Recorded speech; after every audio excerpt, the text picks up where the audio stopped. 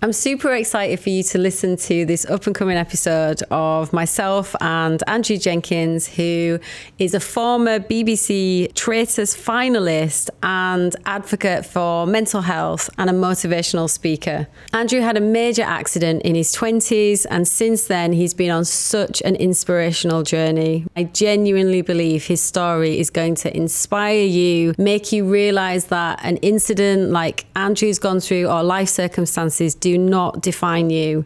I think what I found so admirable was that he had been what he considers himself to be this sort of masculine, macho guy, and how now he's this sort of open to spirituality and just generally wellness and just a completely different person. And I think having gone through that, I feel that it's just such an inspirational story of change, and that no matter who you are, where you're from, and what you've gone through, you can still change.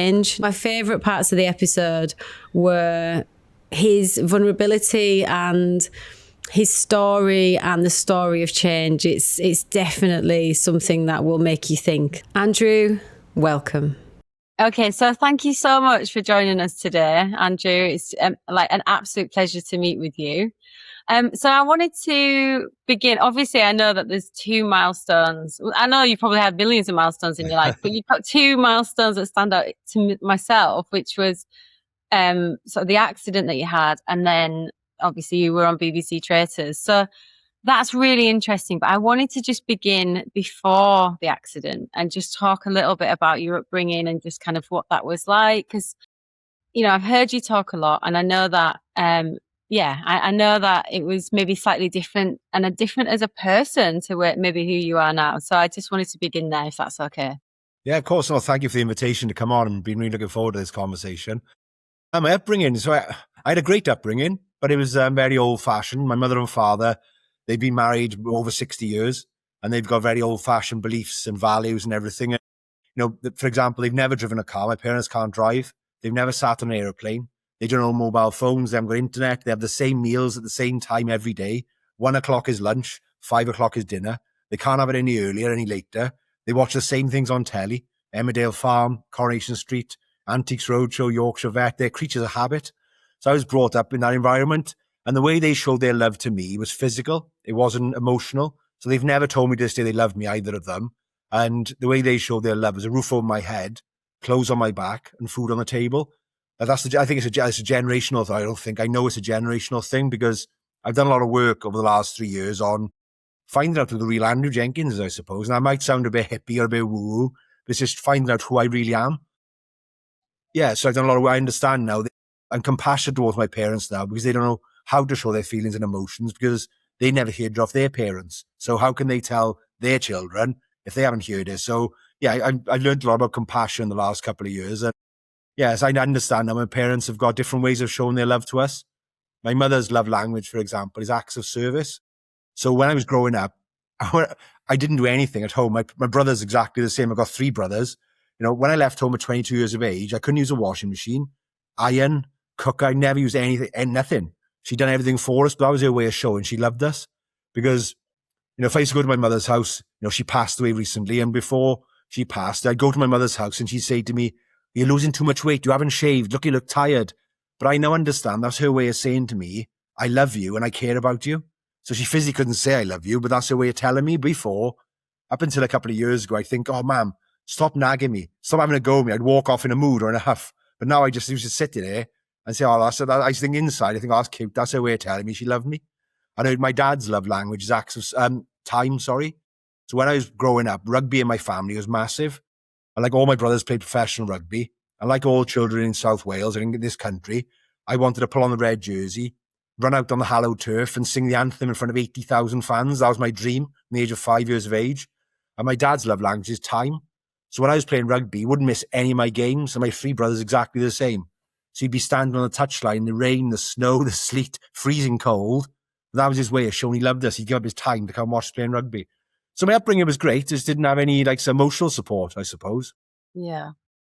And so in terms of just so many points there with your mum, when did you realize, well, I suppose with your mum and your dad, when did you realize then that that was their language of how they were showing their love? Not that long ago, to be honest, about Really? probably, I'd say, 2.5 years, 3 years ago, maybe maximum. Yeah, up until that point, it was tough. And I'll go into obviously my story in more detail now, but it was tough growing up, especially after my accident. Do you know what I mean? And the problem was growing up, I say sport in my house was massive and rugby was huge. But there's a few problems now. Is I was so scared of failing or losing growing up that I wouldn't do anything unless I knew I was going to win or be good at it. But more important, the worst thing as well, I attach my value as a human being or my self-worth to my achievements in life or my material things in life. Playing rugby, coming home with rugby trophies, being man of the match, for example. I got my dad's love and affection from rugby. So yeah, that's the way I got my deal. Coming home with a trophy and he'd be smiling, listening to me. I thought I was making my dad proud. I attached my value to rugby, which is, I now understand that's not the best thing to do. And if you think then about that time, what do you think, maybe what was your mental health like at that time then? Well, I didn't really know much. It wasn't spoken about, my family especially, it wasn't spoken about. You're brought up, like not just my family, but lots of men are brought up to suppress their feelings and emotions. When you're a young boy, if you fall over and cry, or don't cry, don't be a girl, babies cry. So that's the problem, I think. That's one of the biggest problems, I think, with men in this country now, when they get older as adults.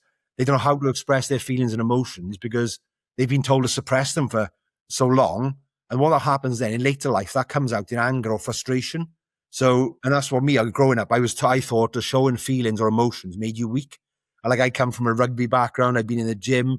I was a doorman, close protection, bodyguard. So I grew up, I suppose, in a toxic masculinity environment, and not just in my household, but I was in a rugby club at 5 years of age. I was in a gym at 14 years of age. So I was watching men in their 20s, 30s, 40s, and 50s say and do things, and I thought, just copy them. Yeah. So it's a learned behavior, isn't it, I suppose? Where do young boys and young girls learn how to be adults? Watching older people, either in school or in their local area, I suppose. I was watching men in them type of environments, and people laugh. And I say the 4 ways I measured myself how to be a man growing up: how many pints I could drink, how many girls I'd been out with, how many fights I'd won, and how much I could bench press in the gym. And that was the 4 metrics. If you drank 20 pints, well, you must be cool. If you drank 2 pints, you were called a name. If you won that fight, and that's what it was.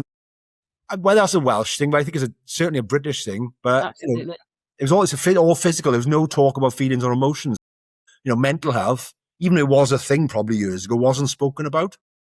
What do you think of yourself now, looking back at that? What do you think of that person? That's a big question. God. I try and be compassionate towards myself. There's no point in beating myself or being hard on myself. You only know what we know in life. You're doing the best you can with the tools you've got available, like we all are in this life. So I was doing what I thought was right. Do you know what I mean? I was doing, what I thought was normal for a man or for a young boy growing up, I suppose, in this country. So I can't be hard on myself. Otherwise, if I look back at my life, I could beat myself up and I could regret so many things and things, but I can't change that. And you're going to beat yourself up, but it's not going to change anything. All I can try and do is understand it and be compassionate towards myself and help other people now, not do what I do, I suppose, and not make the same mistakes I did, and try and educate people in this country, which is what I'm trying to do now. And how do you do that? Like if there's someone listening who either is in that space in themselves, or if they've got a child who they're noticing, that those are like the pillars of their life, those 4 sort of things that you said, or just, not showing emotion and being kind of, that, overly masculine, that kind of type. What would you say? What could you say to them, do you think, to connect to them and help them in this moment? What I would say, a lot of people won't do this, is hold the mirror up to yourself first of all. So hold that mirror up to yourself and look inwards before you look at everybody else outwards. And that's, in this country, we've got a huge blame culture, I think, and we'll blame your parents, blame your children, blame the teachers in school, blame your boss in work. And I say, no, look in the mirror. And I can understand why people never look in that mirror, because it's quite scary. Not scary. It can be quite revealing, I suppose. You've got to look at your triggers, your flaws, your faults. You've got to look at everything. And I can see why some people go through the whole of their lives never holding that mirror up. It's scary. And people say, oh, that's just the way they are. That's the way she is. That's the way he is. I say, well, no. Neuroplasticity tells us now you can change. If you really want to change, you can. And I'm not going to sit there and say it's easy, because it's not easy. It's hard. I mean, some days it's hard. And growth can be quite lonely. Some people I thought would be around me forever have fallen by the wayside. I don't speak to them or really see them anymore. So when you grow and learn and do it, it can be quite isolated and quite lonely. And like my old friends, for example, now they're still my friends. If I can still ring them and speak to them, but I don't really bother them anymore because I'm not going to say I'm not better than anyone, but I vibrate at a higher frequency than them now. Do you know what I mean? And I went up to the local pub, years ago. I went up to the local pub a few months ago to see them, and they're saying the same stories they were 20 years ago, sat in the same chairs, and they were saying, I remember that time you got chucked out of the hotel in Magaluf and slept on the beach. I was 17. It was funny 30 years ago, but I'm 47 now. But I'm compassionate towards them because I was one of them about 3 years ago. I was one of them. Work hard all week and go out on the weekend. And it's a cycle because in this country, you get cloned or conditioned to fit in with society, to be socially accepted from a very young age. When you're born, you get conditioned then from a very young. Our parents do it first of all. You get compared to your siblings. Why can't you be like your brother? Be like your sister. Be a doctor like your mum. Be a teacher like your dad. And then sometimes they'll take their love away from you for just being yourself. You're running around laughing, running around enjoying yourself, and they'll send you to your bedroom or they'll take your best toy off you. And you're thinking, I'm just being myself. And then we go to school, we get conditioned some more by the teachers. We all get taught exactly the same way, face front, fingers on lips. You might have a different learning style. You might be neurodiverse. And that's when our self-worth and value as human beings starts getting judged in school. If you get an A grade in school, teachers think you're amazing. If you get a D grade, you get written off. Take a good school report home to your parents. They think you're brilliant. Take a bad school report home, you get sent to your bedroom. And so I think that's when our worth starts getting judged. And then all these layers get put on top of you. You get so many layers put on top of you over the years. Other people's expectations, hurt, failure, all these different things. And then one day you wake up, when you're 30, 40, 50, or maybe never at all, you look in the mirror, you're thinking, who's this guy looking back at me? And people call it a midlife crisis. I don't think it's a midlife crisis. I think it's an awakening, really. You realize who the real person is, who you are. So you're down here, and you've got 11, 12, 15 levels above of all these different layers above. And so basically, you wake up, you've got the house, the car, the body, the job, everything in life that you were told is happiness, so what makes you happy, but you're still not happy. And I had all them things. I had a corporate job. I was doing great in life, but I was still miserable. And every now and again, I'd get really frustrated in myself thinking, I got everything in life that I was told from a young age is life or makes me happy, but I'm still not. And the reason is you're climbing everybody else's ladder or climbing everybody else's mountain, not your own mountain. So I was at the top of the ladder, but it wasn't my ladder. It was my parents' ladder, my friend's ladder. But now I'm at the bottom of my own ladder, making my own life, creating my own life the way I want to live it. Do you know what I mean? I don't know nowhere near as much money as I did years ago, but my heart and my soul feel better than they ever have, and more fulfilled and complete than they ever have because I'm doing what I want to do. I'm changing lives and saving lives. And that, fulfilled, I feel so more fulfilled. Isn't that like the most beautiful thing, like you've probably said in your life? Like that is just so wonderful to hear that, like you can actually find that fulfillment and that like genuine connection to your soul. Like that is so wonderful. Like, oh my gosh, Andrew, like amazing. Like that genuinely. It is hard. Do you mean? And all my friends they're married, they're settled down, houses, car, and I understand social acceptance and like fitting in is really hard, and you've got to be really brave and courageous to stick with your guns and go for what you believe in, and all that stuff will come in the future. All them other things will come, all the material things, if you like, will come. I just want to keep on working hard, but it's tough to me. I'm not going to say it's not easy, trying to build something. It's been 18 months now trying to build something, and every now and again I have a wobble. Of course, I'm a human being. I got feelings and emotions the same as everyone else. I'm not a robot. Just as I talk about these things and my social media looks amazing, but behind closed doors, I wobble quite a bit, and my partner's there to support me. She's very supportive, but it's tough. Nobody really sees all these dark days and down days. Do you know what I mean? And every now and again I think to myself, do I just knock it on the head? Do I just get a job working for somebody 9 till 5, go into work, do my job and go home and switch off? And then every now and again I think, no, I'm doing the right thing. I'm not going to give up. I'm going to keep on going. There's so many things that you said there that I want to say, but I think, it just made me think about, which is, even just the thing about school and just, you said so many points there that make so much sense. Thinking about having to fit in, doing the norm, all of that is so interesting and not just having to sort of go with the flow of what everyone else is going with, and how much we're influenced. There's so much of that. But like even looking at a mirror and stopping and actually looking at, are all these choices, do they feel right to me? I think questioning that is, you don't realize sort of how much you've been, you've had an impression on you in a sense. Do you know what I mean? And Yeah, the way that 100%, you yeah. were behaving, it was like, I suppose that's what you thought was the norm. And I think it's really interesting how sometimes you can stop in life and realize, and I hope that this conversation reminds people that you can actually stop and look at your life and say, actually, is all of this what I want? And that's Never too late to maybe why you're change. not happy. It's never too late to change. You can change when you're 30, 40, 50, 60. I say when I talk in schools and I say to the children, I said, your story, you didn't have a choice for the first few chapters. You couldn't choose where you're born or the area you're born into, the environment. And I say, it's 1 to 1 chance we're actually on this planet, but also it's potluck where you're born. You could be born in Chelsea or you could be born in Basra. So where you're born is a massive influence. And I say to people, we're all born exactly the same, black, white, boy, girl. And then through different environments and different behaviors and different experiences, we go on different paths. Nobody's born racist. Nobody's born with anger issues. Nobody's born with all these different things. We get conditioned and programmed from our environment. So I say everybody deserves a chance in this world, but it's never too late to change. And I say to them, you got that pen in your hand now. If you don't like something, change the ending of your story. So if you're going to buy a book on your life, would you want to read it?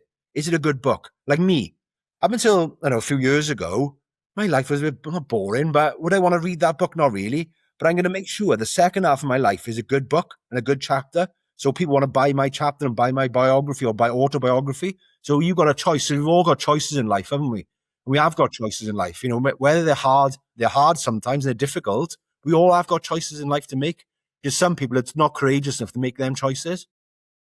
And also sometimes I feel like sometimes it's like you're just plodding along, or you just see everything as the norm and you just go along with it. You don't always realize, like for yourself, we can come to the car accident here at this point, but you had not necessarily a wake-up call then, I suppose, either, but it's been like the starting point. So do you want to tell us a little bit about, for those who don't know, just a little bit about what happened? So you had a car crash at 21.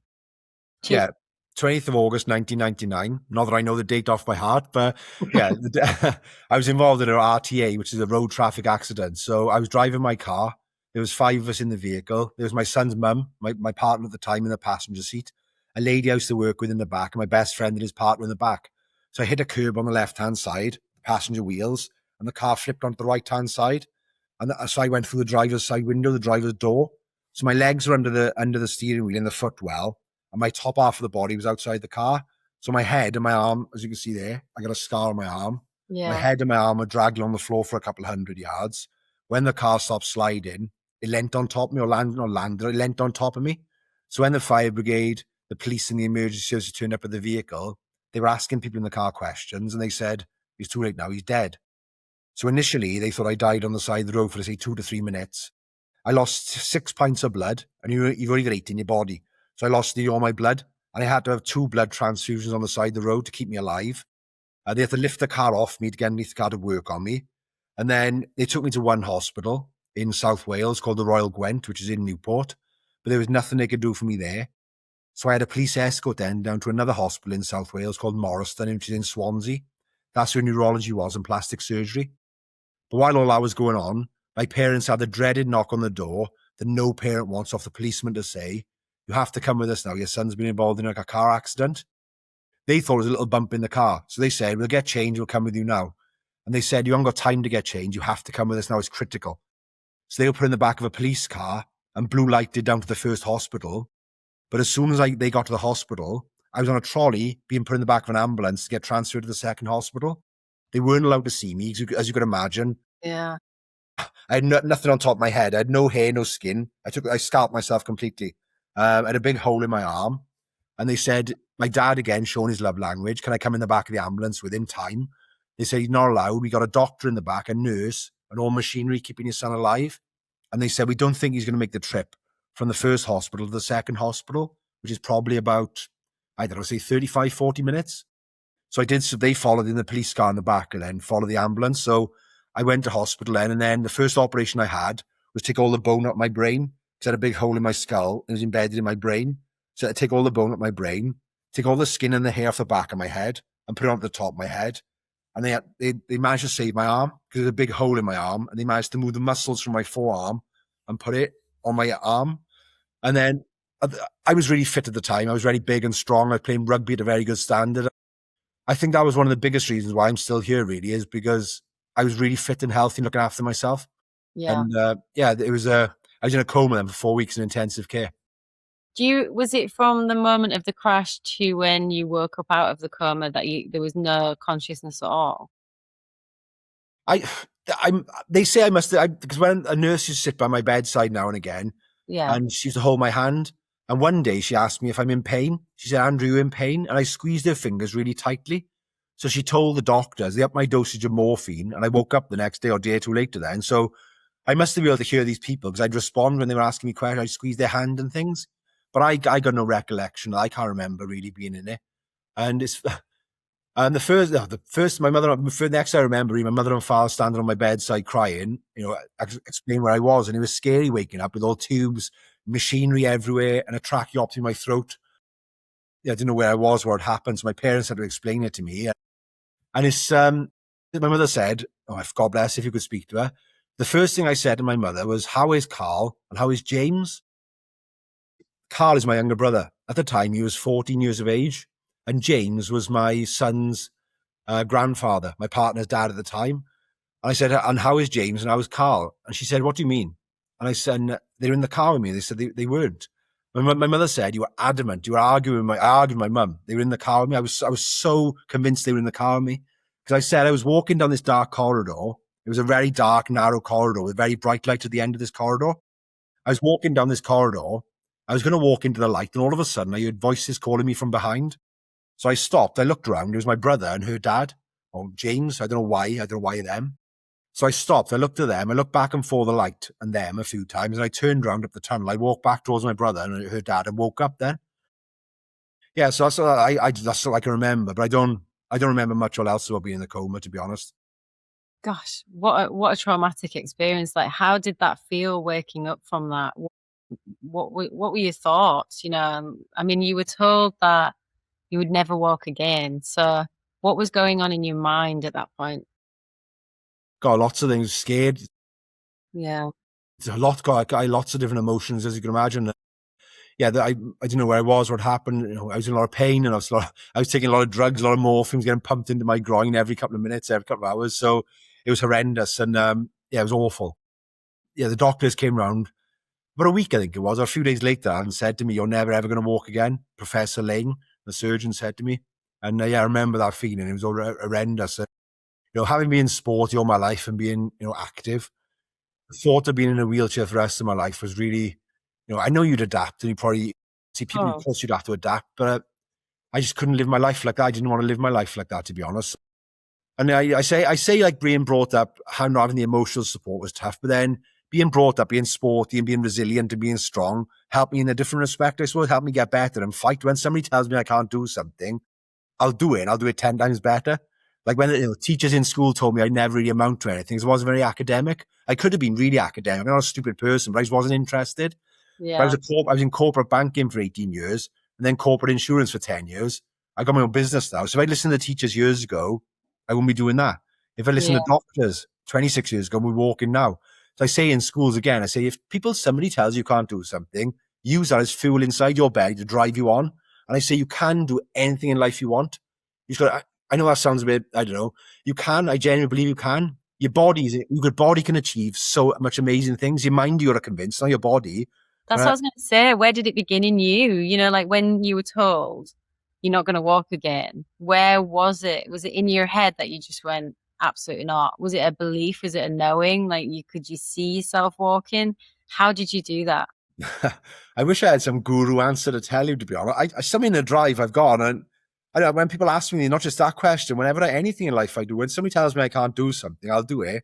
I've always done it. I'll do it. I'll work hard and I believe in myself. And I think self-belief is so important. I believed in myself, and I lost my self-belief for 20 years probably. So I've only the last couple of years got my self-belief back. But I think self-belief is so important. I say to people in schools, and I say, you can do anything you want in life. I've looked after some big celebrities, for example, in London, and, big, famous people. And, they all tell you, I say to the children, they all sat in a classroom exactly the same as you did one day. But what they've got is self-belief and a good purpose and a good goal. And they work hard to get them where they want to be. But every one of you in this room can be footballers, singers, actors, doctors, teachers. You can believe in yourself, work hard, and surround yourself with good, supportive people. And you can accomplish pretty much anything you want in life, really. I believe that. Yeah, your mindset is one of the most important things. I 100%, I get it. And so in terms of then, there's a couple of questions I wanted to ask there. So when was the first time that you actually realized what had happened when you saw yourself, and what was that like? So you're in the hospital bed, you've been told you're not going to walk, you've got all of these things on, plugged in and what have you. At what point did it all sort of sink in? Was it immediate? And when was the first time that you actually got to see, yourself as well, the physical changes? I think it sunk in pretty quickly. To me, my mother and father at my bedside, and I realised what happened then, and it sunk in. Did it really sink in? I don't know. Did it really sink in for a long time? Did it really sink in until recently, I suppose, the last couple of years, exactly what I've actually gone through, what I've been through. And I just that mindset, I suppose, having a strong mindset, resilient, determined mindset, and I knew I was going to walk again. I knew I was going to walk again, 100%. And I don't know where that come from. I just knew I would. I'm physically strong, and I think you can achieve anything. And really, I know I'm not saying people in wheelchairs. I mean, it's a bit not disrespectful for people in wheelchairs. I'm not saying no, of course not. I knew I could, and I knew I'd believe in it. I knew I'd believe in myself. And I should get out of bed sometimes. When I get out of bed in the middle of the night, I'd fall on the floor. I'd pull myself up on the side of the bars on the bed, do a couple of steps, and fall on my face again and fall over again. I was a nurse's worst nightmare in the hospital. And they'd say to me, stay in bed, get back in bed, as if to strap you in. But I do it I'd had physio, but the first time I got out of bed, it was really scary. You're on these bars, like the parallel bars you've seen in the Olympics. I stand on them bars, and I literally couldn't find my legs. And I've trained all my life, so I understand mind, muscle memory, and I get it all, but I literally couldn't find my legs.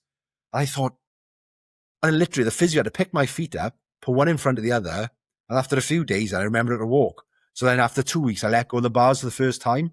I stumbled everywhere and fell on the floor, but I let go of the bars and took a couple of steps the first time. But yeah, the first time I got out of bed, it was really scary.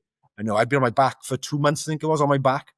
And then I got out of bed for the first time. They had to sit me back down straight away because I was so lightheaded. I was so weak. I'd lost so much weight. I'd lost about 6 stone, I think, in weight.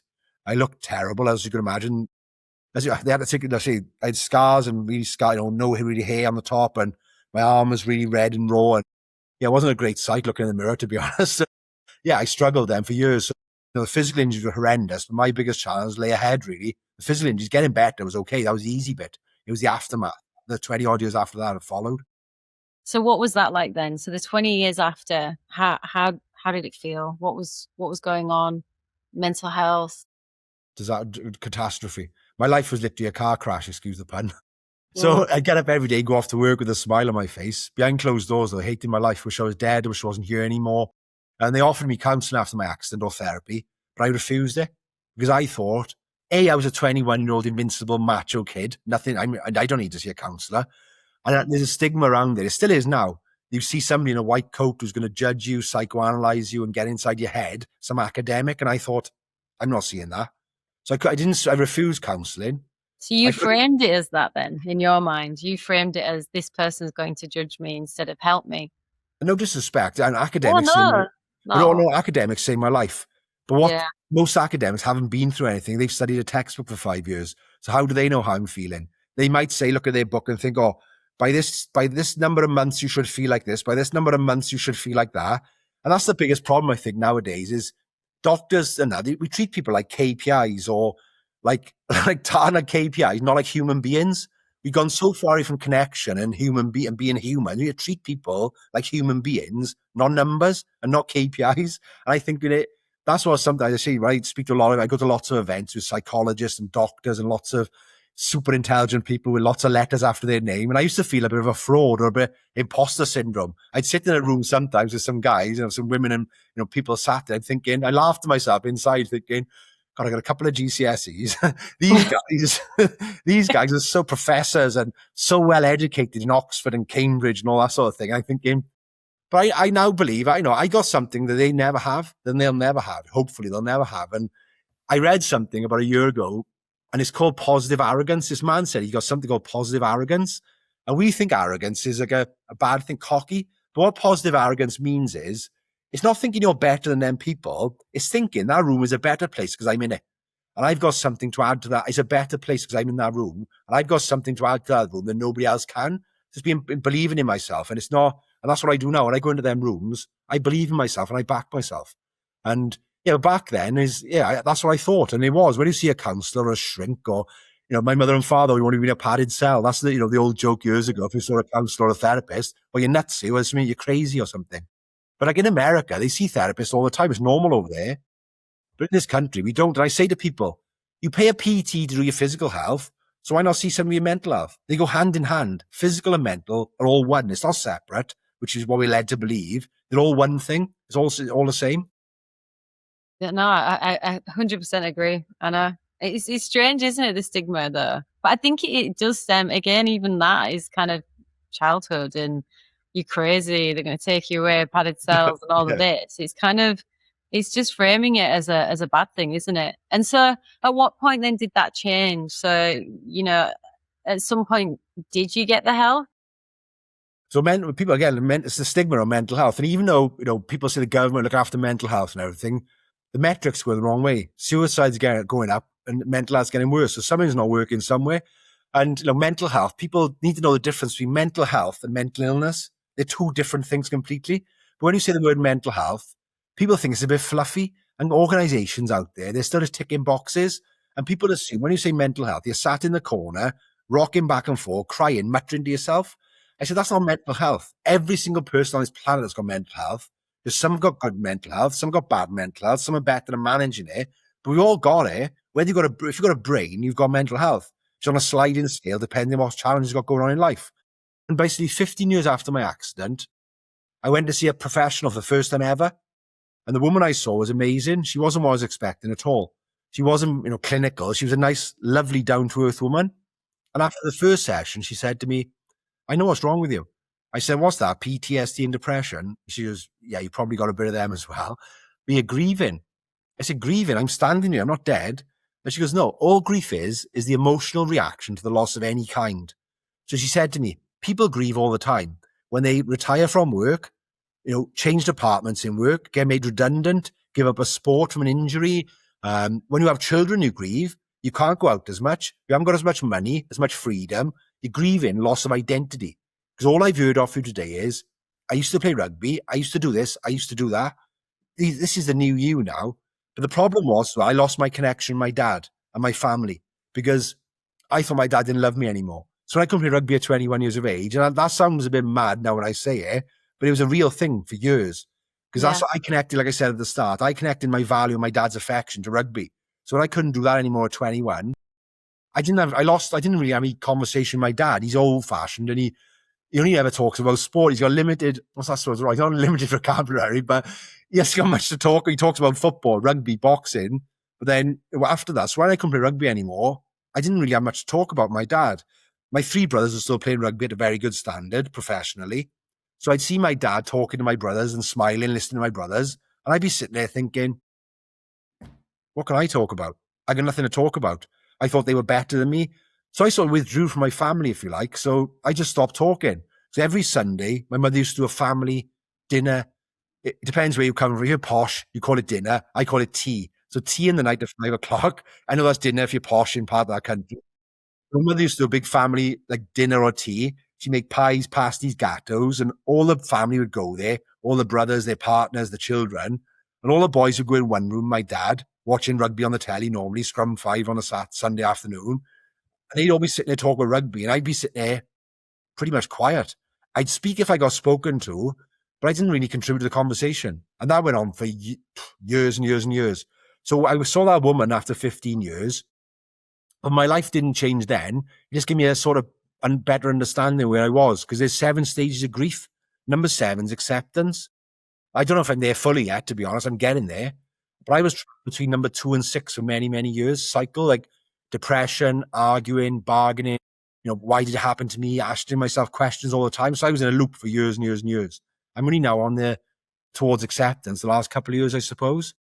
So yeah, so it was helpful. But then about 3 years ago, I suppose, I started looking inwards and working on myself. I started reading and doing a lot of work on myself, understanding myself better. And then as a result of that, I tracked the man down who saved my life. The doctor operated on the night of my accident, Professor Lane. So I tracked him down. I went to see him in the hall where he is. And I walked in. It was a very emotional day. It's not every day you get to shake the hand of the man who saves your life, I suppose. I went to see him and he said, "You're a miracle. You should be dead. You should have died on so many occasions. I can't believe how big and strong you are. It's incredible." So meeting him made me realize how close I came to death. I knew I was bad, but I didn't know how bad I was. And this man is really well respected in medicine, not just in Wales, but in the UK. He goes to Westminster. He advises the government on things. He's really well respected. So he's operated on thousands of people. So for him to say that to me, it made me realize, my God, how close I came. So I can either use my trauma defined my life for 24 years. But now I'm using my trauma for good to help inspire other people. So I decided to go down that route, basically, the better route.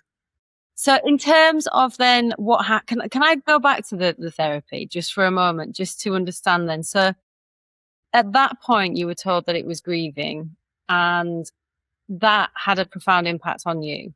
Was that the main thing, do you think, that was said to you that then helped the journey? No, not really. Obviously, it didn't. My life didn't really improve dramatically after that, to be honest. Because what I was doing, I was just self-sabotaging anything good happening to me. I was upsetting people close to me, pushing people away, and I just thought, I can't live my life like this anymore. Do you mean I can't go on like this? Do you mean? And I thought, I got to start working on myself and looking at myself and I done a lot of started reading on things and listening to things and looking at myself, really understanding myself better. I'm still a work in progress, like everybody. We're all work in progress. It's not an end date, is it? I suppose, but yeah, I'm far from perfect. I'm far from perfect now. Do you mean I get my triggers, I get my flaws now? But what I do now, when I do get a down day or get triggered, I try and look inwards and find out what's causing that trigger. Because I say to people that when somebody triggers you, that's a good thing. All they've done is identify something in you that needs working on and that needs healing. Because normally it's something from your childhood, and it's something from years ago. Because your beliefs and your things get programmed into you from a very young age, normally till before your age of 7. So a lot of the time is a lot of the program, a lot of the triggers you get in later life and adulthood are from something that's happened when you were younger. Somebody said something wrong to you. Something's happened. There's a book out there, The Body Holds a Score. It's about trauma. So trauma sits in your body and you've got to deal with it. What we normally do as human beings, when there's something negative or somebody's upset you, what we try and do, we try and push it away, keep on pushing it away. All that does is reinforce that negative thought or reinforce that negative feeling. It keeps it making it stronger, and it'll always come back and bite you on the backside. It could be 6 days, 6 weeks, 6 months, 6 years, but it'll keep on coming back and it'll keep on bothering you. What we need to do is lean into it. You've got to lean into these negative feelings, negative thoughts or emotions or upset. And that's difficult sometimes. I understand it's difficult sometimes. I understand why people don't want to do it. You've got to do it. You've got to deal with it. And then you've got to free yourself from it and move on. Otherwise, you'll never free yourself from whatever it is. It could be a few issues. I mean, it could be like I had issues growing up with rejection, insecurity issues, and rejection and abandonment, for example, because I never had the emotional support or love. That sounds bad. My parents are amazing people, but they didn't show me the affection or love really growing up, I suppose, that children crave. And we want psychological safety as human beings. And I felt safe as a child. We had a loving house. There was nothing wrong happened. We just didn't have any real emotional support, I suppose, growing up. So I know. I know I had issues with rejection, abandonment and stuff like that. Do you know what I mean? And I started working. I've worked on myself the last couple of years and I get triggered now and again. Of course I do. But I'm much better now than I was a few years ago. It's amazing, that journey, isn't it? That you can really grow and you can do all of the work and you actually can improve your life. I think that's a really important message. And that's one of the reasons that I started actually by asking about your childhood, because obviously doing my research, I'd seen that what you said, which was that emotional, like there was certain expectations of you, and then there was also the sort of lack of emotional connection, and that does have an impact on a child. And I just wondered, and that's why, that will take a long time to recover from.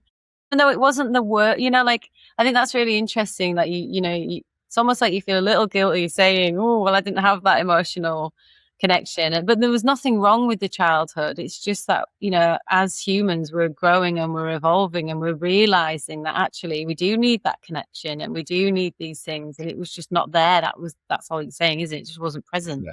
You don't get a textbook how to be a parent, do you? There's no textbook to say how to be the best parent ever. And I think all we try and do as parents is take the best bits from your parents and leave the negative bits behind and pass it on to your children then. So when they have it's like evolution. That's what evolution is, isn't it? I suppose you pass on the best bits to your children and leave the bad bits behind. So I'm hoping my son now will take hopefully I got a few good bits. I think I've got a few good bits. Yeah. You can take the good thing. It sounds like you've done loads of work more recently, and, you know, talking about even things when you mentioned about, you know, vibration and things like that, and not living in these places. You know, I loved it when you said about, you know, you're vibrating higher. I was like, wow, I can imagine the 21-year-olds, you know, just before everything happened with the accident, and you've been like vibrating higher. What are you talking about? Yeah, exactly. I'm not religious. I'm not religious. I'm quite spiritual. I like to try and be more spiritual, I think, because I believe in energies and frequencies and, you know, atoms and all that. So if you look at the science behind us, it's facts and evidence, and we are just vibrating on different frequencies. And I believe that's what religion is really. If you're praying to God or Allah, whoever you're praying to, you just get in your body to vibrate on a higher frequency. You might say it's God or Allah that's making these things happen, but I just think you're doing it yourself. And if you can get your body to vibrate at a higher frequency, doing whatever you want, great. Meditation, yoga, whatever you're doing. Yes, I think that's it. Yeah, that's what it is. I think we are just vibrating. You do attract. I'm attracting all sorts of different types of people I wouldn't have attracted about 5 years ago if I'd sat in a rugby club drinking. I would have attracted more drinkers and more rugby boys. But now I'm attracting spiritual people, or, you know, all different breath, all that type of people. And it's true. Like we give off, or we attract what we give off, I suppose. And that's true. I think I believe that now. Yeah. The Jolly Soul podcast is a place to make your soul feel good, and we want to bring you the best possible content. The way to help us do that is by clicking the subscribe button. It's our intention to bring you the best possible content to help improve your life and find your jolly soul. Just click the subscribe button and follow along for more. Do you then have spiritual practices then now? Do you meditate and things? Oh, is that too personal? I don't mind if you don't. It's not, I'd laugh because me and my partner, I dragged my partner to a shamanic healing circle a few weeks ago. I tried to lead in. I'm very open-minded, right? Up until about 3 years ago, I was very blinkered, closed-minded. Like my parents, I suppose, you know what I mean? Black and white. Black, I wouldn't do anything outside of the norm. But now, I say yes to everything. My partner says to me, she says, you know, where are we going? I don't know, I just agree. She said, you agree to it? You don't know what, you know, you haven't got no itinerary, where we going, where we got to wait. I said, nah, don't worry about it. Just go. So we went to the shamanic healing circle a few weeks back, and she said, no singing, we're not going to be no singing or dancing. No, nothing at all. So we sat down in this big circle, and the person facilitating this said, the first thing she said, right, we're going to start off with a chant and a dance.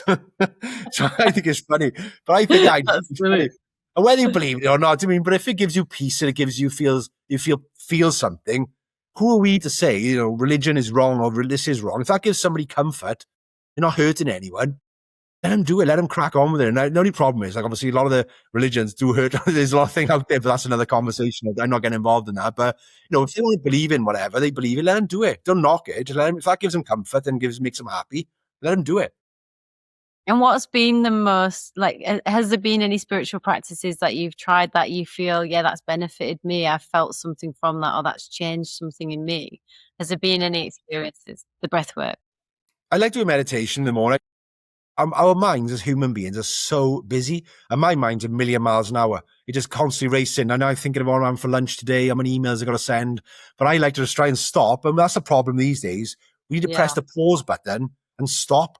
And I think, you know, we're constantly living in our sympathetic nervous system, which is our fight and flight response, which is not healthy. We're constantly shallow breathing, adrenaline's in our body. We're constantly rushing around, stressing, and that's not healthy. I say the way to change to your parasympathetic nervous system is breath work, meditation, and that tells your body you're safe. Slow down. Even if it's an hour a day or half an hour a day, get off your computer, get outdoors in nature. Nature's my medicine. I love being outdoors in nature. And just switch off and just take some time for yourself. You know, you are the most important person on this planet. More important than your children, your mother, your father, your kids, your husband, your wife, you. That person looking back in the mirror is the most important person on this planet. Look after it. Yeah, and do things that seem more connected to you, and nature for me is the same. It's so interesting that nature has such an impact.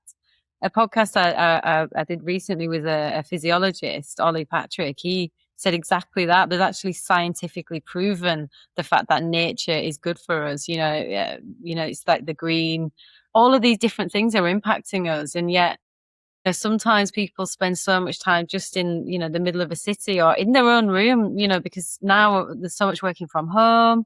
So I think, all of these things are definitely going to be having a detrimental effect and impact on us. So yeah, there's so much from that. 85% of our time years ago was spent outdoors. Now they say it's less than 7%. So, in Japan, they prescribe forest bathing for depression. In this country, we prescribe pills. In that country, they prescribe get outdoors in nature. I think that's one of the biggest contributory factors to the causes of mental health issues and condition in this country, or in the world, sorry. We've gone so far away from nature because of technology. We spend probably most of our day in front of a screen, whether it be your mobile phone, your television, your laptop, we're constantly in front of screens. And I personally think, I'm not a doctor, I'm far from a doctor. One of the factors for like mental health issues or dementia, Alzheimer's, our brains haven't evolved as quick enough as the screen. So technology is evolving constantly, but our brains haven't evolved to keep up with that. So we're in front of screens all the time, constantly in front of screens, and we're getting fake dopamine because dopamine is a reward chemical. The dopamine rewards hard work, for example. So doing a project in school or in work, or you go for a run, go to the gym, and the graph goes up gradually like that. And at the end, you get your reward. The problem is now you get fake dopamine looking at screens or on mobile phones or scrolling on TikTok or social media. So the graph is up and down like that all the time. And there was a study done in America back last year where somebody was on their mobile phone and they had probes put on their body and the graph went up, spikes, crashes like that. It should be gradual. So basically your natural body's dopamine is burned out and crashed. And I say to parents now, get your child off their device for a week or a couple of days. You'll see a totally different child, guaranteed. There's that problem with the fact we're not getting outdoors in nature as well, and a bad diet, because obviously so many people out there eating ultra-processed, sugary junk food. And you've got a vagus nerve, which goes from your brain to your gut, and that communicates all the time. And there's been a big, massive, everybody talks about gut microbiome and friendly bacteria on that the last couple of years, all the buzzwords, but it's true. So if you're putting junk, sugar, ultra-processed rubbish in your stomach, your mood is going to be up and down. You're not going to be able to concentrate very well. So, I try and eat the whole foods, for example, with one ingredient that hasn't been processed. Chicken, egg, spinach, avocado. I'm not saying that I have a takeaway now and again, but 95% of the time, my diet is good. I've always got lots of energy. I'm always on the go and busy all the time because I look after myself physically and mentally and what I eat as well. But that is so important. That's exactly everything you're saying was just like on the same level. I'm like, whole foods, absolutely. That's what I do. Meditation, breath work, all of these things do have an impact. And hopefully this conversation just reminds people of that. Listening to this, then it's going to have people thinking about what they're doing. And that's the main thing, isn't it? It sort of starts. And I think everything that we've spoken about so far today has really been, it's interesting how much of it is your mind. Everything that you've said, it's all about, either your belief, it's where, even with, walking again, it started with you in your mind. You were like, absolutely not, I'm not going to be told that. But so much of your mindset, even just the outside telling your mind what to do. I don't know if you've ever noticed that, but just listening to everything you said, I was like, gosh, so much mindset. It is a lot of mindset. It is your mind is, it can achieve lots of things. You've got to believe in yourself. There's a famous saying is if you believe you can or believe you can't, they're both of them are right, isn't it? If somebody believes you can, you've got to believe in yourself. And also everything we talk, everything that I do to look after myself mentally and well-being has been around for thousands of years. I'm not reinventing the wheel. It's not nothing new. Walking in nature, breath work, yoga, meditation, moving your body, whole foods. That's been around for thousands of years. It's not rocket science. It's all natural stuff. I think we need to go back to nature to cure these mental health issues or conditions we got in this country. We just got to go back to nature, I think, basically. Go back to nature. But those pillars that you talk about there, having spoken with the physiologist, and he does, medical assessments and makes sure people are at the peak elite level performance. Literally every single thing you said there is on there, as well as your perspective. And obviously recovery, sleep on top of it. But those two little points and everything else you said is exactly right. It is just what we need. And it's just, my question to him was, isn't it interesting that we all know all of these things? We've all got this information, yet we're choosing not to. And I think going back to what you said about dopamine is that's what it's about. It's this hedonism of, but that, picking up that piece of, chocolate cake just in that moment gives that immediate fix, or scrolling through TikTok, it gives me that immediate fix to lives that we may be not quite happy with. And I suppose what you're saying is, yes, you've had the corporate life and you know what that would felt like. And then now you've got this life which has purpose and meaning but it's that life that actually feels genuine, and it feels more connected. It feels more where you want to be with yourself. So I can't have a conversation with you and obviously not talk about Traitors. So we've got to come to this. So what was that about then to you? What was the process? Why did you get involved in it? What did you want? Was that just another experience that you wanted? Well, after meeting the man who saved my life, I sat my parents down for the first time ever and spoke about the accidents. I wanted to start talking about my journey on social media, but I didn't want my family to find out third party. So I spoke to my parents for the first time ever about my accident 24 years after.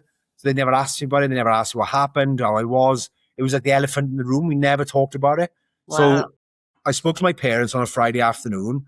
I spoke to my son on a Saturday morning in a coffee shop in Cardiff. He was 22 at the time, studying in Cardiff Met. He was doing sports science. I spoke to my brother on a Saturday, my oldest brother on a Saturday afternoon, my other brother on a Sunday, and my other brother on a Monday. So it was like a huge therapy weekend.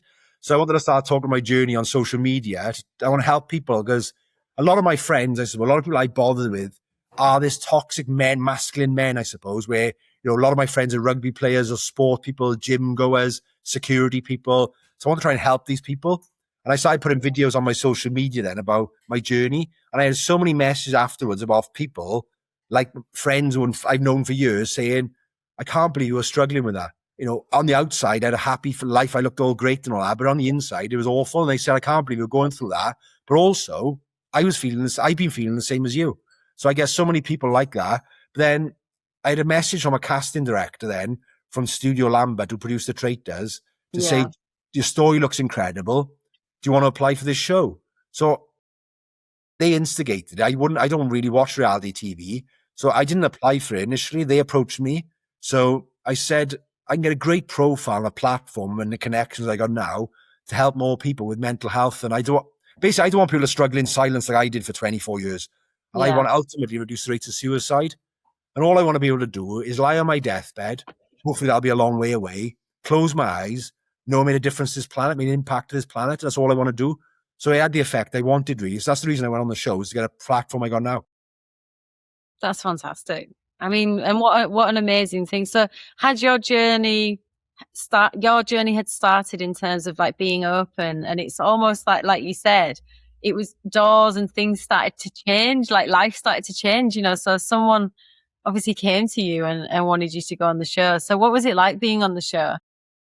It was a great experience. It was something I'll always be grateful for that show. It's given me the opportunity to do what I do now. But it's a great show. Yeah, it's a really it's tough. It can be. You can lose yourself in there. You can break some people in there. But I work on my mental health and everything. I talk about that. So I've done a lot of work. So before I went in the show, I was quite good mentally. I was quite strong anyway. So I said when I was in there, at the end of the day, it's a game. It's just a game. And all these people got a life. When they leave this castle, they've all got family and friends and loved ones to go back to. I said, so it is just a game. It's an intense game. And it's an unusual game. It's an unusual situation you get put in. But it is a game at the end of the day. And I think I come across quite well because I know what I want. I knew what I wanted out of that TV show. After the TV show, I wanted to do mental health and well-being. So I couldn't very well scream and shout to somebody on the TV. And then after the show, then talk about mental health. So that's totally contradicting what I want to do. So I used it for my own personal gain, to be honest with you. So it was an amazing experience and I loved it. It was really good. I think in terms of just, what do you think about the sort of darker elements of it, of like the lying? And I know it is a game. It's really hard to put it into different like perspectives, I suppose, like for myself and all of the kind of jolly soul things that I do. When I watch it, it's so addictive and I really want to see every little piece of it. But I do struggle with it being sort of the deception. And, you know, I know it's a game, but what's your opinion on that? It is. It can be tough. And, you know, Molly in our final, to be honest, she obviously trusted Harry. You know, she liked the guy. She trusted him. They got on really well. You know, they have rumors in the papers, always romantic. There was no romantic like whatsoever. They both had partners, and they're just a similar age. And you gravitate towards the people you would outside the castle. So I gravitated towards like Paul, Harry, Ross, for example, and you gravitate towards the people. And that's all they did. They were similar. They were the youngest in there. They both called me dad, for example. They're the same age as my son, or they're younger than my son. So yeah, they're just great people. But like, I don't know, she was devastated at the end, understandably so. So, you know, has it affected Harry after the show? Do people trust him or believe him anymore? I don't know, but yeah, wow. People I know. But all I kept telling myself, the people outside this castle who know me, my loved ones and family, they know what I'm really like. They know I'm not really a manipulative, lying person. They know I'm a nice person. So that's what's important. The rest of the country might think I'm something different, but the people who really matter, that's all that matters to me. Because when I got recruited as a traitor, because I started off as a faithful, and they recruited me. And first of all, I thought, I don't want to do it. And it was a hard decision for me because I've always been a team player in the jobs I've ever done, my sport I've done, my security work. I've always worked with my team. So to go against my fellow teammates is something I didn't like. Did you feel like you were going against your morals? Yeah. Of course, yeah. Of course I was going against my morals as a team player, but I sat on the chair. What was the options I had? If I declined it, they were going to murder me. And I said, this is a game at the end of the day. And my family, they're not going to think anything different. They're going to stop loving me or stop being my friends, for example. If I went to a traitor, I wasn't really lying or killing people. I wasn't really murdering anyone. Yeah, so I decided I'll just go for it. It's a game at the end of the day. And I did the right thing, I think, because the next day, Harry and Paul, who were the two traitors, said to me, if you didn't join us that night, we were going to murder you because you were such a strong faithful. You weren't getting any votes at the round table. You were such a strong player. The only way you were going to leave is getting murdered or joining us. So I did the right thing. Otherwise, they were going to murder me the next night. I bet that was an experience, wasn't it? Was it? How did it feel being on the show? It was amazing. Yeah. After the show is crazy because I filmed it in, I think around August time it's filmed, and obviously it's not on the telly then until end of January, and you signed an NDA, like a confidentiality agreement thing. So it's strange. You can't tell anybody where you are, where you're going. So you film it and you go back to your day job then as if nothing's happened. And you go back to your job and it's weird, it's a strange thing. And then when it's on the telly then, it's just crazy. And they try and prepare you as what's to come, but until it happens, they can't really prepare you for what's to come, to be honest. And yeah, it's funny when after the show, you're constantly being stopped in the street everywhere you go for food, and it's funny. Yeah. But I like talking, so as you can tell, so I don't mind. I like meeting people and talking to people. It's good. So was there good and bad that came from it? I didn't see anything bad to come from it. Yeah, there's one or two bad things. I suppose you get like lots of rumors out there, lies, and trying to be spread in the press about you and things, but. Yeah, it's nonsense. They're just unfortunately, this world, there's a lot of sad, jealous people out there, I suppose, who want to bring you down or try and that's the same everything in life. You see other people, you see somebody get on in life, there's other people that want to drag you down rather than patting somebody on the back and say, well done, you're doing well. People try and drag you back. And yeah, there was one or two story lies about it, but I know there was nonsense in that. So yeah, most of it was good, to be honest. And I didn't have any bad backlash on the telly. Nobody had any bad comments. But I didn't really read social media when I was on there, to be honest, because, again, you have keyboard warriors, don't you? Yeah. Did you have someone looking after your social media then so that you didn't have to deal with it? No, I did my own social media. But, there were people in the show, my series. There are people on all different series, not just the traitors, on different reality shows who do get a lot of backlash. A lot of, like Molly on our show, for example. So I know she had a lot of, not hate, a lot of nasty comments on social media. She was stupid at the end and she had a lot of nasty things said about her, but she come off social media for a couple of weeks after the show. She come off it altogether. And they do help you and support you. There's Wellbeing we have Wellbeing officers to help and support you. You can contact them all the time. And I will take my hat off to Studio Lambert, and they're really good on Wellbeing and they look after you. And while you're on the show as well, like a counsellor or a therapist comes to your room, comes to your lodgings or your room every couple of days to see how you're getting on. At the end of every day, when you finish filming, you fill a questionnaire in saying, how are you feeling? How are things going? at the end of every day, is there anything you want to talk about? And I was okay, to be honest. I didn't have any issues, and being away from the family was a bit strange for 4 weeks, but that was okay. I suppose that's the main thing, isn't it? Just having that support and going through it. That's fantastic. But then as well as that, it just makes me sort of wonder, people are so supportive in certain ways about mental wellness, just generally as like a general public. But as you say, there is those keyboard warriors, and I don't think they realize like the pain that really does cause, and their actions do, go somewhere on, and it can, damage someone's soul. So of course you can. We're all human beings. And people playing the game, they're playing a game, and they might make mistakes, but I mean, nobody's perfect. We are just human beings, got feelings and emotions, and to say some things about certain people. Again, I'm compassionate to myself. It's obviously the people who are saying it, they've obviously got issues in their life. They need to unresolve themselves. So it's being compassionate towards them people. That's what I've tried to be now. All my life, the last couple of years, trying to understand people better. People, they're only doing what they think is right based on their view of the world, for example. And my parents, for example, they got their view of the world. It's very outdated and old-fashioned, but that's their view of the world. And like, in this world, there's Mel Robbins' podcast I listened to before, and there's a great episode where we have these made-up biological clocks in this world. By this age, by 20, you got to meet your dream partner. By 30, you got to get married. By 40, you got to have a child. But all these different biological clocks, and she said they're all nonsense. These clocks are made up in the early 1900s. But if you don't live into them clocks, your grandparents live into them clocks, but they're still expecting you to live to them biological clocks. Like, I've never been married. My parents probably think I'm not the perfect child, what they think, but that's their reality of the world based on their, not my reality of the world. So, but I used to put pressure on myself for years and years and years, till the last couple of years, really, thinking, I got to get married, you rush into the relationships, got to get married, and keep my parents happy, really. Not because I wanted to do it, to keep everybody else happy around me. That's it. You've got to realize, like, sometimes you just got to realize actually what are my thoughts about, and what is this life that I'm living, and is it other people's pressures? And I'm forever saying this I've got 2 girls, and I'm always saying, just as much as you can, be yourself and live your own life for you. That's so important, isn't it? And so I think the work that you're doing in schools and just generally talking about mental health and mental well-being is just absolutely fantastic. Thank you. What do you want to bring more to in the UK or the world? What is it that you're trying to achieve with mental health and mental wellness?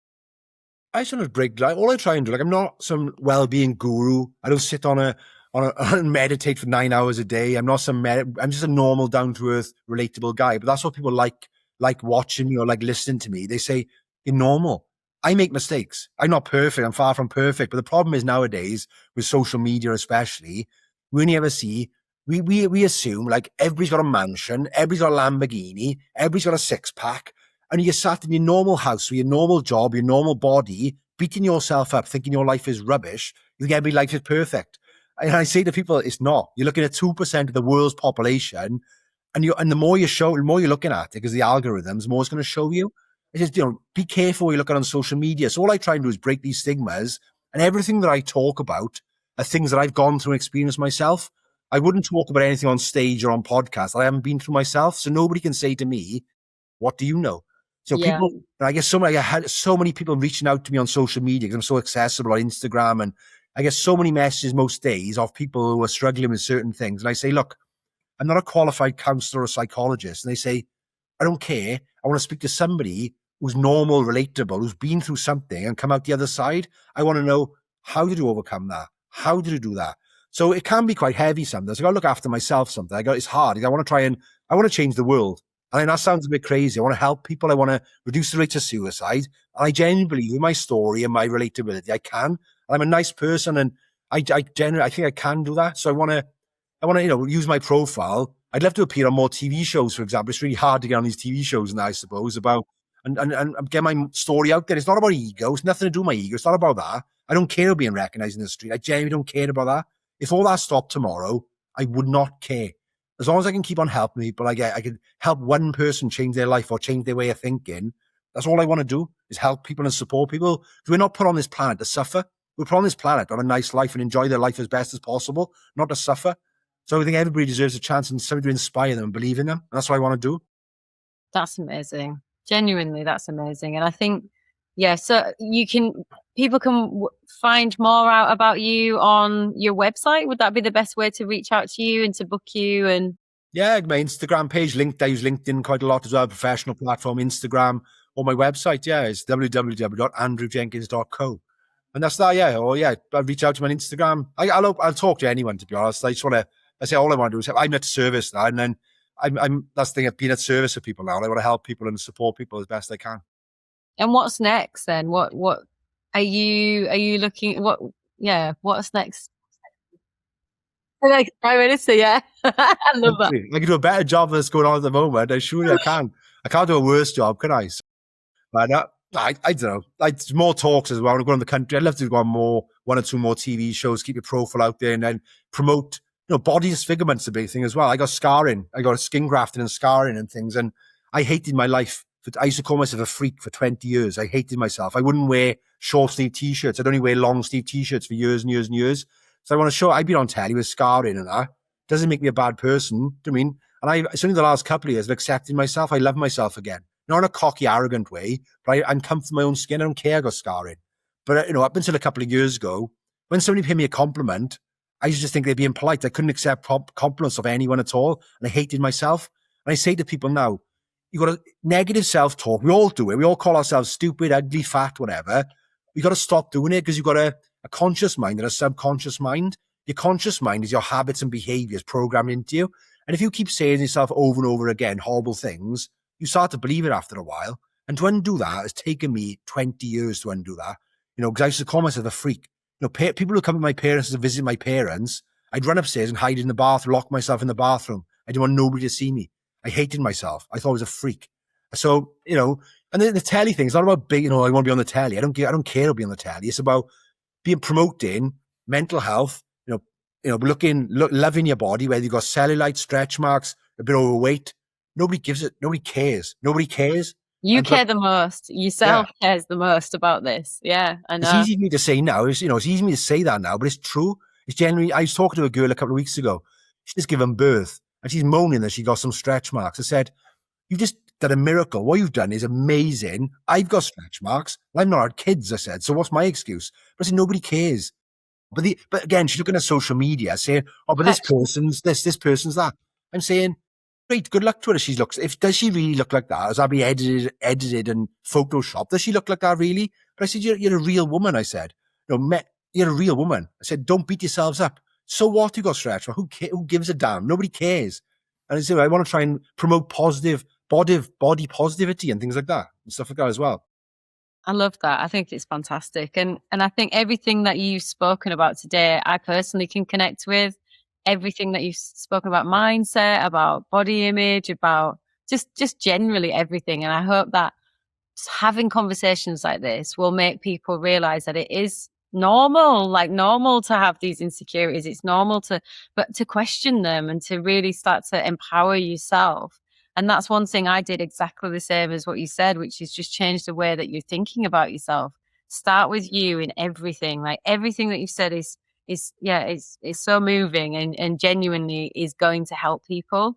And I think just to finish up then, I just wanted to ask you about, I know you've mentioned a couple of quotes along the way, but obviously Jolly Soul started with quotes and it's something that I do genuinely think can impact people. Is there anything like an affirmation or any quotes that have impacted your life? There's lots of them, actually. There's one quote I like is about, I'm forgetting now. Life is not measured by the number of breaths you take. It's measured by the number of moments that take your breath away. Oh, I love that one. Yeah. That's one. But the second thing, I listen to it before I do any talks on stage. I listen to The Man in the Arena by Theodore Roosevelt. The Man in the Arena speech. I get upset every time I listen to it. It's basically about you're the man in the arena. You don't listen to anybody else's opinions unless they're brave enough to get in the arena with you. Their opinions don't count. So, it's the person in the arena whose face is covered in blood, sweat, and dust, who's in the arena striving to do good in the world. And there's other people out there sat on the edges or sat in the stands who will snigger, who will laugh, who will, have a go with them or drag that person down or laugh when that strong person stumbles. Get in the arena with me then. If you want to change something or do something, get and stand in that arena next to me and fight with me and get on with it and help change, make a difference to this planet. So I love the Theodore Roosevelt speech. It's incredible. I love it. I listen to it all the time. I love that. Thank you for sharing that. That's honestly, it means so much.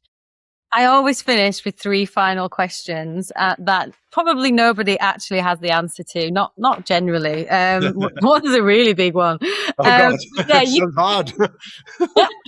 give me ideally give me a word, a sentence. Is just whatever comes to mind. But no one's judging, I promise. Okay, so the first one is: what do you think the key to success is? Authenticity. What do you think the secret to happiness is? Authenticity. And finally, what do you think the meaning of life is? Peace. That's a good one. Peace. I love that.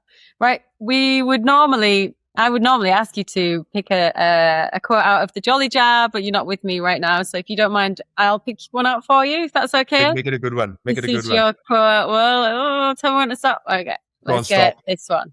Okay. You have got: some days are meant for reconnecting with yourself, for clearing your mind and finding your soul. There we are. Perfect link to what we just talked about. Yeah, no, that's it's amazing. great, isn't it? Wonderful. Okay, perfect. Well, thank you so much. I'm going to wrap it up there. So it's been so insightful. There's so much that you've spoken about that I connect deeply with, and I'm sure that other people will. And just talking about mental wellness, talking about mental health, all of the problems and issues that we all go through, I genuinely think it really matters. So thank you for everything you're doing, and thank you for the conversation today. It's been fantastic. Well, thank you very much. Good luck editing. I talk a bit too much. I get excited. I'm very passionate about what I do and what I talk about. So good luck to the person editing that. Honestly, don't you worry. Not at all. It's been honestly a joy, genuinely a joy. Thank you so much. Thank you very much.